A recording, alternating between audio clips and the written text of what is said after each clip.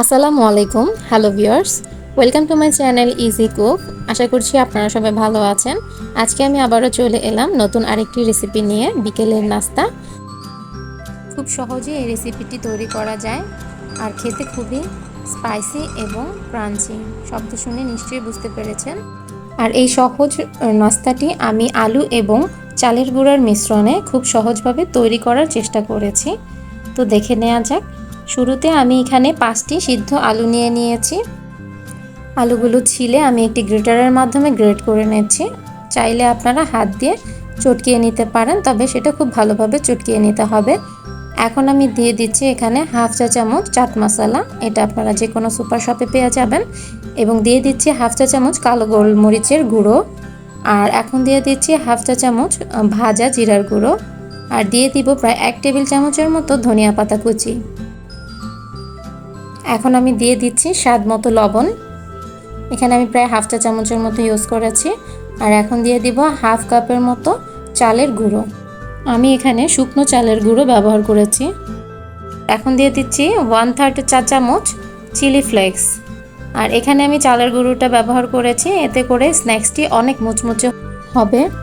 আর এখন প্রথম অবস্থায় মনে হবে যে খুব বেশি শক্ত হয়ে যাচ্ছে, কিন্তু ভালোভাবে মেশানোর পর ডোটা পারফেক্ট ডো হবে।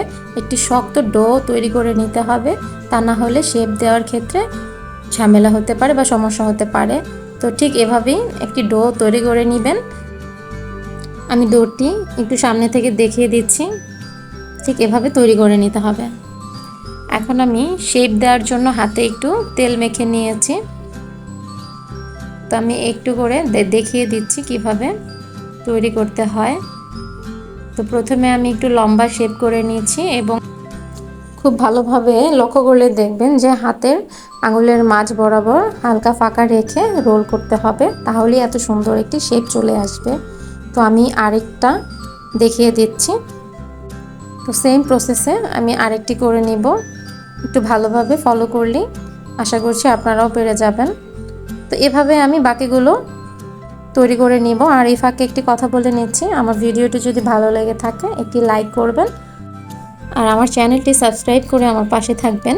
আর চ্যানেলে থাকা বেল আইকনটি প্রেস করে রাখবেন, যাতে করে আমার নতুন ভিডিও আপলোড করার সাথে সাথে নোটিফিকেশন আপনার কাছে চলে যায়। এবং আমার ফেসবুক পেজটি ফলো দিয়ে আমাকে সাপোর্ট করবেন।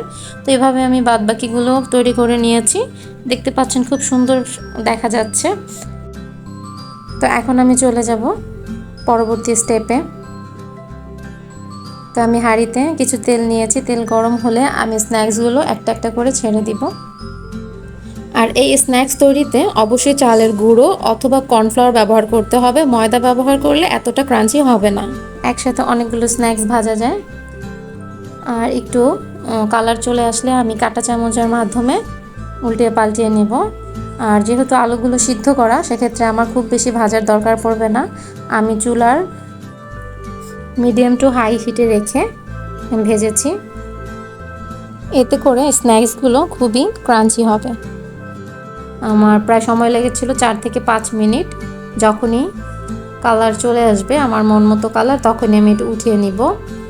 তো খুব সুন্দর একটি কালার চলে এসেছে। এখন আমি এগুলো উঠিয়ে নিব এবং উঠিয়ে একটি প্লেটে টিস্যুর উপরে রেখে দিব, যাতে করে এক্সট্রা তেলগুলো সোক করে নেয় বা টেনে নেয়।